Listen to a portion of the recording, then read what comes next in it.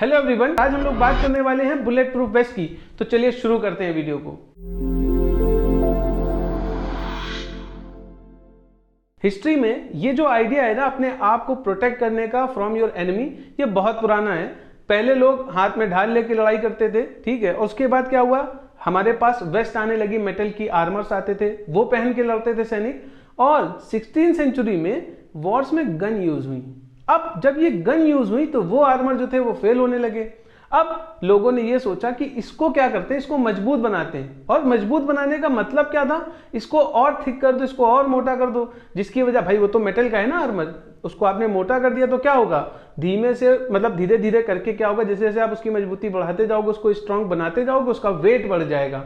Wait बढ़ गया तो उसकी वजह से फिर आपको लड़ते समय दिक्कत होगी। भाई आधा तो आप ऐसे ही थक जाओगे क्योंकि आपने इतना भारी सूट पहना हुआ है, इतना भारी आर्मर आपने कैरी किया हुआ है।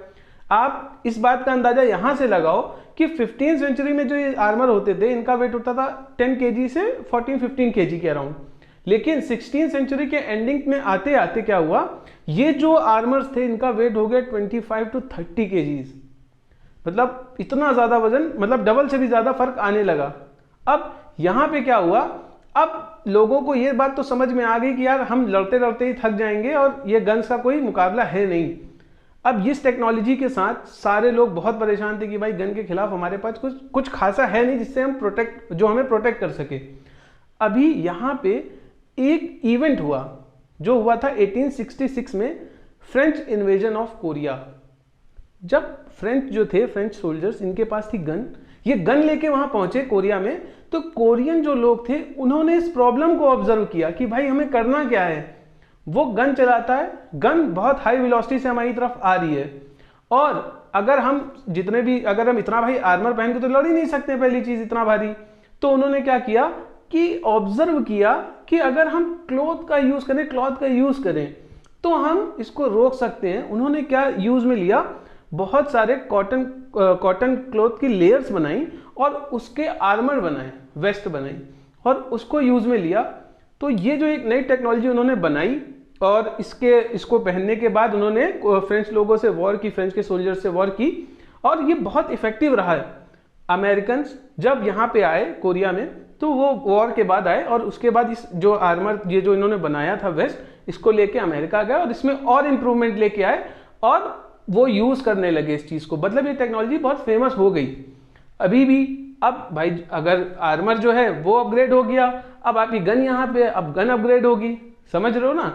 अब गन अपग्रेड हुई, जैसे ही गन अपग्रेड हुई, अब ये आर्मर तो फेल हो गया, और इतना लंबे समय के लिए फेल रहा है। 1970 तक हमारे पास कोई एक ऐसी अच्छी वेस्ट नहीं थी जो कि हमें बचा सके या लोगों को बचा सके। किससे, एक राइफल की बुलेट से या फिर एक नॉर्मल गन की बुलेट से भी, अगर वो पॉइंट ब्लैंक रेंज वगैरह से चलाई गई हो तो।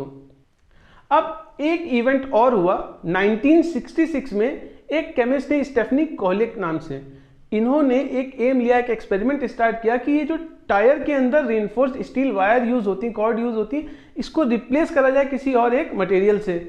इसके लिए इन्होंने एक एसिड में एक ऐसे केमिकल सॉल्यूशन को मिलाया जिसमें नाइट्रोजन और हाइड्रोजन अवेलेबल था, प्रेजेंट था। इसके आउटपुट में जो इनको प्रोडक्ट मिला, उस प्रोडक्ट को आज हम, जिसका बहुत फेमस नाम है केवलार, उस नाम से जानते हैं। अब ये जो है केवलार, ये होता है क्रॉस लिंक्ड पॉलीमर, और जो इसमें क्रॉस लिंकिंग होती है ना, वो होती है हाइड्रोजन बॉन्ड की वजह से। अब इसके कारण क्या होता है, इसकी जो टेंसाइल स्ट्रेंथ है वो 10x हो जाती है स्टील के कंपैरिजन में, यानी ये बहुत मजबूत मटेरियल है। अब हमारे इस बुलेट प्रूफ वेस्ट से related third most important event हुआ 1972 में। यहाँ पे एक पिज्जा डिलीवरी गाय जिनका नाम है रिचर्ड डेविस, जो कि एक्स मरीन रह चुके थे, ये पिज्जा शॉप के ओनर भी थे और ये डिलीवरी भी करते थे। एक बार 1972 में एक इवेंट इनके साथ हुआ जब ये पिज्जा डिलीवरी करने जा रहे थे और वो डिलीवरी शूट आउट में कन्वर्ट हो गई। वहां पे शूट आउट हुआ और इनको, जो पुलिस थी और गुंडे थे, उनके बीच में गोलियां चली। तो भाई गुंडे जो है बच के चले गए पुलिस को बंदूक दिखा के। तो इनके दिमाग में ये बात आई, क्लिक की कि यार ये तो बहुत बड़ी प्रॉब्लम है ना, इसका तो सॉल्यूशन होना चाहिए कि ऐसे आर्मर होने चाहिए, बुलेट प्रूफ वेस्ट होनी चाहिए।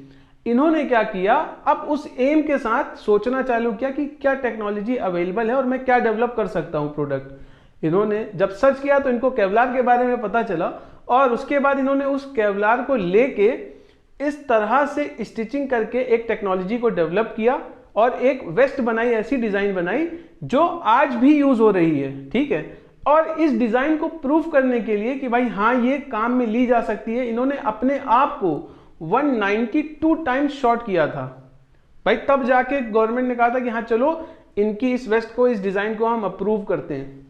190 बार 192 बार किसी ने अपने आप को गोली मारी है अपने प्रोडक्ट को प्रूव करने के लिए। तो चलिए अब जानते हैं इसकी डिजाइन और वर्किंग को। तो बेसिकली केवलार का यूज करके डिफरेंट नंबर ऑफ लेयर्स बनाई और इनको जो है अलग अलग तरीके से वीव किया गया लेवल ऑफ टाइटनेस के हिसाब से। जो सबसे पहली लेयर है वो थोड़ी कम टाइट है, सेकेंड लेयर थोड़ी और टाइट वीव की गई है, थर्ड लेयर और टाइट वीव की गई है। इस तरह से 3-4 लेयर बनाई जाती हैं।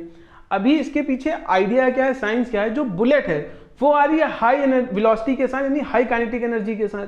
अगर आप उसको स्ट्रेट ऐसे इस तरह से रोकने की कोशिश करोगे तो क्या होगा, वो तुरंत एनर्जी ट्रांसफर करेगी एक ही पॉइंट पे। लेकिन अभी हमें एनर्जी को एब्जॉर्ब कराना है। एब्जॉर्ब कैसे होगी, जब हम उसको ट्रेवल करने का टाइम दें। सरफेस को अगर लूज रखें थोड़ा सा तो क्या होगा, ट्रेवल करने का टाइम मिलेगा। यही चीज तो कोरियंस ने की थी। वहां पे कॉटन का यूज किया, क्लॉथ का यूज क्यों कर रहे थे, ताकि एनर्जी को एब्जॉर्ब कराया जा सके। और केवलार जो है ये तो और ज्यादा मजबूत है, तो यानी यहाँ पे कम लेयर्स लगेंगी और इफेक्टिवली काम होगा यहाँ पे हमारा। आप इसको इस तरह से समझ लो ना, एग्जांपल में आपने क्रिकेट देखा, वहां पे प्लेयर क्या करता है, बॉल आती है उसको कैसे कैच करता है, सीधा हाथ नहीं रोकता है, कैच करने के साथ क्या करता है, इसे पीछे की तरफ लेके जाता है हाथ को बॉल के। क्यों, उसको जो काइनेटिक एनर्जी जो है, हाई काइनेटिक एनर्जी बॉल की, उसको एब्जॉर्ब कराना और बॉल को पकड़ना, वरना हाथ पे लग जाएगी। समझ रहे हो। तो यही चीज, वही कॉन्सेप्ट यहाँ पे फॉलो हो रहा होता है बुलेट प्रूफ वेस्ट में। जो लेयर है, इस लेयर पे इस तरह से ये एब्जॉर्ब हो जाएगा काइनेटिक एनर्जी। अभी समझो आप, ये जो है हमारे पास, ये है सॉफ्ट बॉडी आर्मर, ठीक है। अब क्या हुआ, इसकी जो रेंज है वो है 300 to 400 मीटर पर सेकेंड की जो बुलेट आ रही है उसको रोक सकता है। लेकिन अभी जो राइफल्स हैं उसमें से जो गोली आ रही है भाई, वो आती है 800 मीटर पर सेकेंड की स्पीड से, उसको तो ये नहीं रोक सकता है। तो इसके लिए क्या आइडिया आया कि चलो एक स्टील की प्लेट लगा देते हैं इसके आगे। लेकिन स्टील की प्लेट लगा दी हमने। अब स्टील की प्लेट के साथ एक प्रॉब्लम है, जैसे ही अभी मैंने आपको बताया, जैसे ये हार्ड शीट हो गई ना, हार्ड पैनल हो गया, जैसे ही बुलेट आके लगी तो एनर्जी ट्रांसफर करने के लिए उसके पास कितना टाइम है ये बताओ। एकदम इंस्टेंट पे उसको एनर्जी ट्रांसफर करनी है और लड़के बस वो आपको लगेगी तो बिल्कुल नहीं। आपने एक ऐसा मटेरियल, ऐसी स्टील की प्लेट लगाई कि जिस तरह से वो लड़ते ही उसको वो पेनिट्रेट तो नहीं की, लेकिन यहीं पे रुक गई, जिसकी वजह से एक फिनोमिना आता है, वो है ब्लंट ट्रॉमा। अब ये क्या होता है, जैसे ही आपको लगी ना, एनर्जी ट्रांसफर हुई, उसकी वजह से इसका इफेक्ट इंटरनल ऑर्गन्स पे पड़ता है, वहां पे इंजरी होती है, तो वो और ज्यादा खतरनाक हो जाता है। तो इसके लिए सॉल्यूशन ये आया कि एक काम करते हैं। प्रॉब्लम क्या है, बुलेट जो उसको पेनिट्रेट नहीं कर पा रही है, हम एक सेरेमिक शीट बनाते हैं, सेरेमिक अलॉय शीट बनाते हैं जो उसको पेनिट्रेट भी करने दे और इफेक्टिवली उसकी जो हमारी रेंज स्पीड है उसको हमारी रेंज में ला दे, 300-400 मीटर पर सेकेंड। इसलिए एक सेरेमिक शीट डेवलप की गई, उसको आगे लगाया। अब वो जब आके लड़ती थी गोली तो क्या होता है उसमें, वो उसको स्लो करती है और अपने अंदर से पेनिट्रेट भी होने देती है। तो अभी ये जो ट्रेवल टाइम है ना, ये उसको मिलेगा। और अब तो हमें बाकी जैसे सॉफ्ट बॉडी आर्मर काम करता है वैसे ही हार्ड बॉडी आर्मर काम करेगा आफ्टर सेरेमिक शीट, और जाके हमारी जो बुलेट है वो रुक जाएगी। अभी बेसिकली ये जितने भी बॉडी आर्मर्स हैं ये level 1, level 2, level 3, level 4 categories में डिवाइडेड होते हैं। लेवल 4 तक हमें मालूम है, इसके आगे भी हैं तो वो टॉप सीक्रेट में रखे जाते हैं भाई। और इनमें क्या होता है बेसिकली, लेवल 3, लेवल 4 के अंदर यहाँ पे बेसिकली 4 लेयर्स होती हैं। पहली सेरेमिक लेयर, सेकेंड होती है आर्मेड फाइबर लेयर, और ये जो है केवलार लेयर ही है, टाइटली वीव्ड है। उसके बाद आती है वर्टेक्स लेयर, ये और टाइटली वीव्ड है, ठीक है। इन तीनों के थ्रू गोली पेनिट्रेट कर सकती है, बुलेट पेनिट्रेट कर सकती है, एनर्जी एब्जॉर्ब कराते हुए उसकी एनर्जी वेलोसिटी कम होगी। अब चौथी लेयर एक नई टेक्नोलॉजी के साथ ऐड की गई, वो है पॉलीएथिलीन लेयर, इसका यूज किया जा रहा है अब।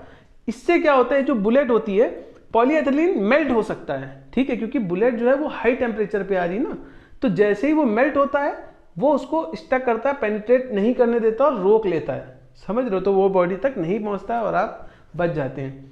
अब ये जो केवलार है बेसिकली इसका लाइफ स्पैन बहुत कम है, वो है 5 साल। इसीलिए सजेस्ट किया जाता है कि हर 5 साल में 6 साल में ये जो वेस्ट है इनको चेंज कर दिया जाए।